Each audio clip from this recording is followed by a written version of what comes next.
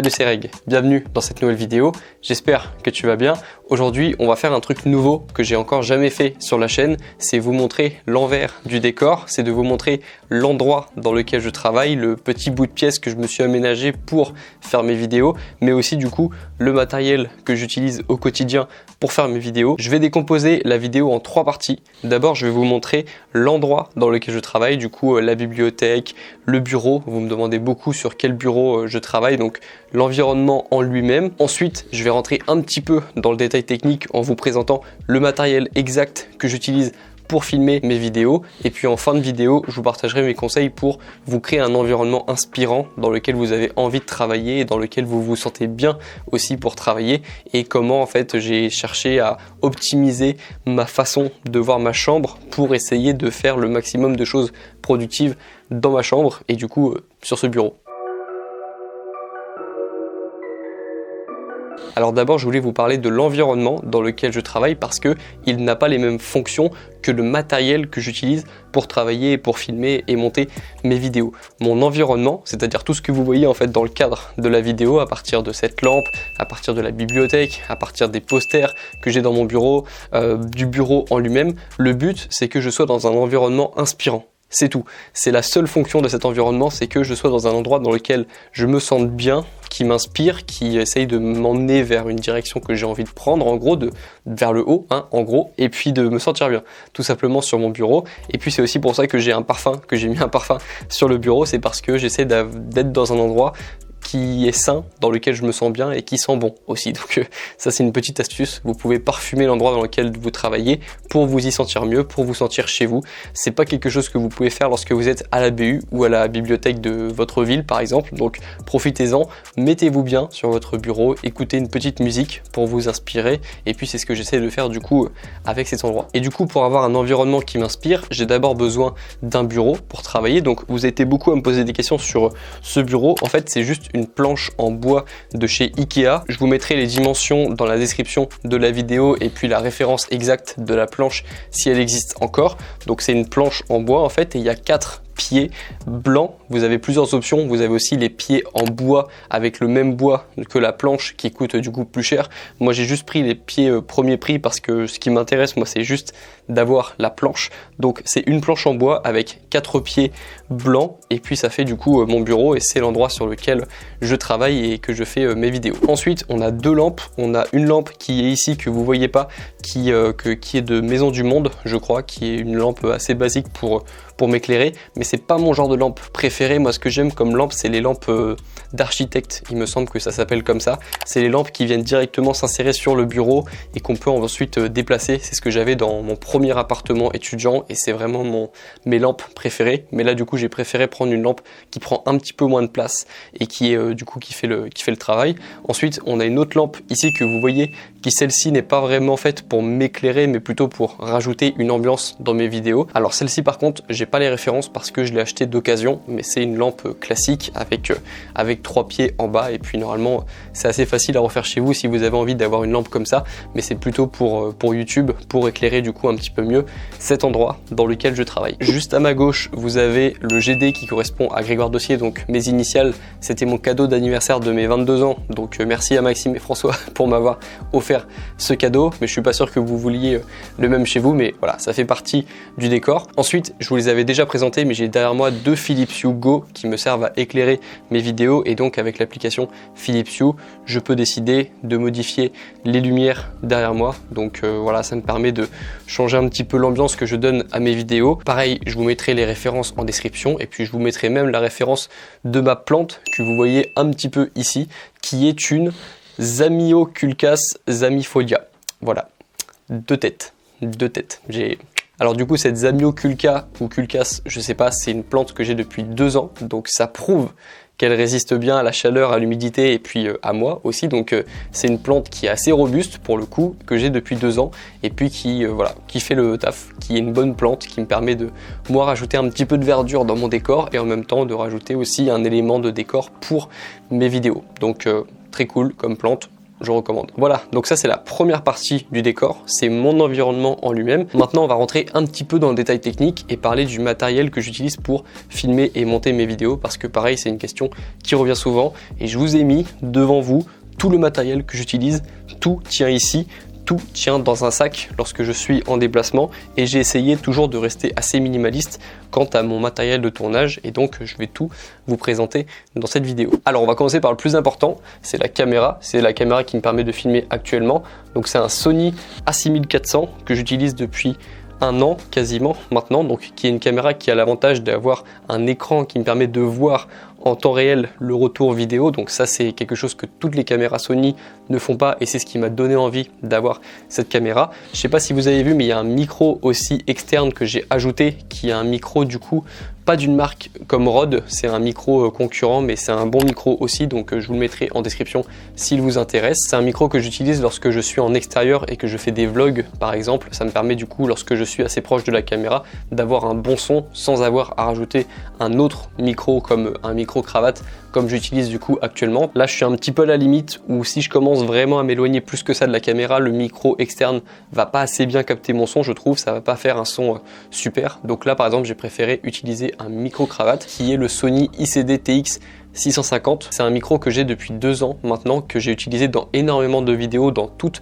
mes premières vidéos. Récemment, je suis passé avec un autre micro qui est le micro du coup Rode NT USB, mais qui est un micro du coup avec fil que je branche directement à mon ordinateur pour enregistrer avec QuickTime du coup sur mon ordinateur, sur mon Mac. Ensuite, pour le tournage également, j'ai une lumière évidemment, parce que si je mets pas la lumière, vous allez voir tout de suite la différence. Je vais vous montrer. Voilà, donc je pense que vous comprenez maintenant pourquoi je mets une lumière, c'est important, même lorsqu'on a une caméra avec un gros objectif, la lumière c'est quand même le plus important, donc je vais rallumer parce que ça fait quand même un peu triste sinon. Et donc ma lumière c'est une lumière toute basique qui s'appelle une softbox que j'ai acheté il y a 2 ans de la marque Neewer, donc c'est pareil, si elle existe encore je vous mettrai le lien en description, mais c'est une lumière que j'ai depuis le début et qui marche encore aujourd'hui, donc et j'ai pas encore changé l'ampoule, donc je pense que elle a tenu plus de 200 heures de tournage je pense, donc elle dure quand même bien. C'est pareil pour le trépied, c'est un trépied vraiment basique que j'ai pris je crois 29 ou 35 € il y a 2 ans lorsque j'ai commencé YouTube, donc pareil je vous mettrai les références si le matériel existe encore. Et pour mes toutes premières vidéos j'ai tourné avec un iPhone XR pareil que j'ai depuis 2 ans et avec lequel j'ai fait mes 80-90 premières vidéos avec du coup mon téléphone pour me filmer avec la caméra dorsale et ce micro là pour enregistrer le son et le logiciel de tournage iMovie du coup qui est un logiciel gratuit pour tous les Mac. Alors après j'ai forcément des accessoires qui vont avec, j'ai une double batterie, même une triple batterie du coup parce qu'il y a une batterie dans la caméra, parce que un des inconvénients du A6400 de ma caméra principale c'est que la batterie est pas extraordinaire, donc il faut plusieurs batteries et donc moi j'essaie d'en avoir toujours au moins 2 de charger. Donc là c'est un chargeur qui permet d'en avoir 2, de charger 2 batteries d'un coup de la marque RAV Power. Ensuite j'ai évidemment un SSD de 2 Tera de la marque Samsung du coup qui me sert bien et qui est vraiment je trouve un bon SSD. C'est mon père qui me l'avait conseillé et puis je trouve qu'il est bien aussi. Ensuite j'ai 2 trépieds, un qui me permettait de filmer mes vidéos avec l'iPhone que je mettais du coup comme ça pour tourner mes vidéos. Donc en gros tu mets le téléphone et tu visses et ensuite tu peux tourner du coup. Et puis l'avantage de ce trépied c'est que tu pouvais du coup régler la taille, la hauteur du trépied comme ça, donc ça m'a permis de faire pas mal de vidéos. Donc ça c'est un trépied de la marque Joby avec un petit accessoire au-dessus de la marque Ulanzi, donc c'était avec ça que je filmais aussi mes premières vidéos. Et puis maintenant je filme du coup avec le classique trépied Joby qui est celui qui résiste à 5 kg ou peut-être 10 kg, je sais pas. Donc c'est pas le plus grand, c'est le modèle moyen avec lequel du coup je fais mes vlogs. Lorsque je tends mon bras pour faire des vlogs, c'est ce trépied là que j'utilise du coup, mais je le recommanderais pas forcément parce qu'il s'use assez vite, donc je recommanderais plutôt d'autres trépieds, notamment celui qui résiste bien lorsqu'on appuie dessus. Je sais plus exactement de quelle marque c'est, mais je le mettrai en description si je le retrouve. Donc à la limite, je recommanderais pas forcément ce trépied là. Moi je l'ai pris parce que je me suis fait hyper, parce que c'est le matériel qu'utilisent tous les youtubeurs, mais je pense qu'il y a mieux comme trépied. Et puis enfin, un de mes coups de cœur depuis que je suis youtubeur, c'est ce Mavic Air 2, qui est du coup le drone qui me permet de faire mes derniers plans en drone, que je ne peux pas utiliser malheureusement en ce moment parce qu'il pleut là où je tourne mes vidéos, mais qui me permet du coup de faire des super plans en voiture, en courant, dans la nature, près de la mer, peu importe, ça me permet de faire des plans sympas et qui a la caractéristique d'avoir un tracking d'objets, de personnes ou d'animaux, si tu veux filmer des animaux qui courent par exemple. C'est un super appareil du coup qui me permet de faire mes plans en drone et qui me permet du coup de rajouter une dimension dans mes vidéos qu'on ne peut pas retrouver lorsqu'on est en train de filmer du coup avec notre perspective à nous d'humains. Je vérifie que j'ai rien oublié, mais je crois que j'ai tout dit. Il me reste plus qu'à préciser mon logiciel de montage du coup, qui est le logiciel Final Cut Pro que j'utilise depuis quelques mois. Avant je montais mes vidéos avec iMovie et il m'a fallu quelques semaines de transition, je dirais, pour vraiment commencer à comprendre le fonctionnement de Final Cut Pro, mais maintenant c'est fait. Donc je monte maintenant mes vidéos avec Final Cut Pro sur mon MacBook Pro M1, donc de 16 Go de RAM et de 1 Tera de stockage, il me semble, que j'ai depuis quelques mois. Pareil, avant je montais avec un ordinateur plus ancien qui peinait à faire des montages à la fin, donc je suis passé sur le MacBook Pro M1. Moi je suis super satisfait avec ce duo Final Cut Pro et le MacBook Pro M1. Je trouve que là c'est agréable de travailler dessus, mais il y a d'autres options et puis voilà, c'est pas le seul combo possible. Moi c'est celui que j'utilise depuis quelques mois et puis ça m'a permis du coup d'augmenter pas mal ma productivité, donc j'en suis super satisfait. Et puis voilà, je pense que j'ai parlé de tout mon matériel, je pense que j'ai rien oublié, et puis du coup comme je vous ai dit, tout ça rentre dans ce sac. Donc là en l'occurrence c'est un sac Gymshark qui me permet du coup de stocker tout. Donc je peux tout stocker dans ce sac. Je range mon ordi dans cette housse. Le trépied du coup je le rabats et puis il rentre dans le sac. Et puis la caméra éventuellement je la tiens à la main s'il pleut pas. Mais je peux aussi du coup la rentrer dans le sac.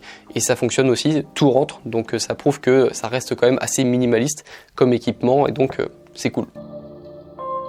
Et puis maintenant, je voulais vous parler de comment j'ai changé ma perspective de ma chambre, entre guillemets, comment j'ai réussi à me motiver à réviser des dizaines et des dizaines d'heures, soit pour mes études, soit pour mes projets et pour ma chaîne YouTube, du coup, sur ce bureau, sans en avoir marre, en fait, de toujours travailler au même endroit.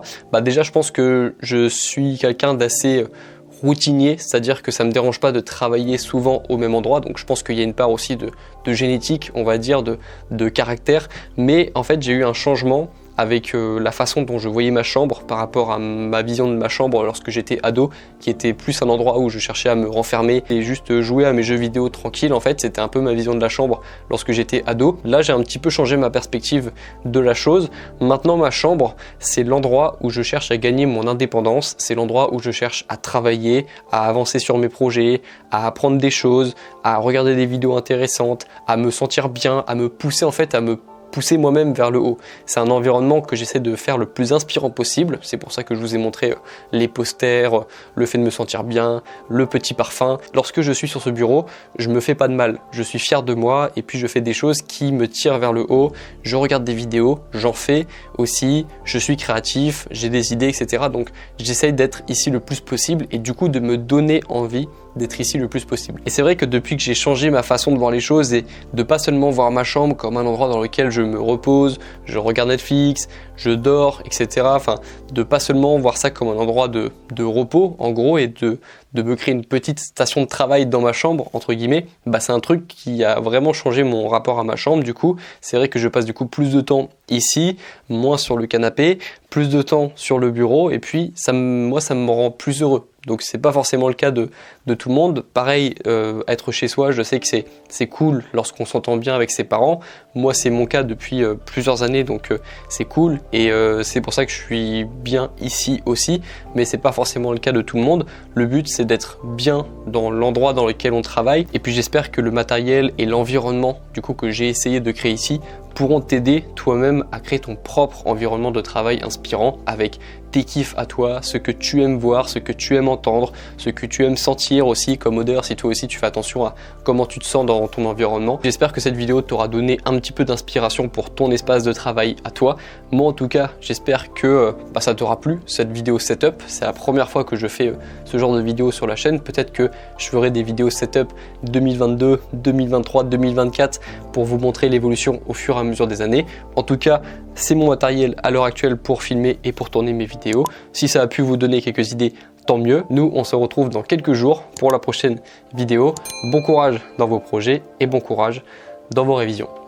Ciao!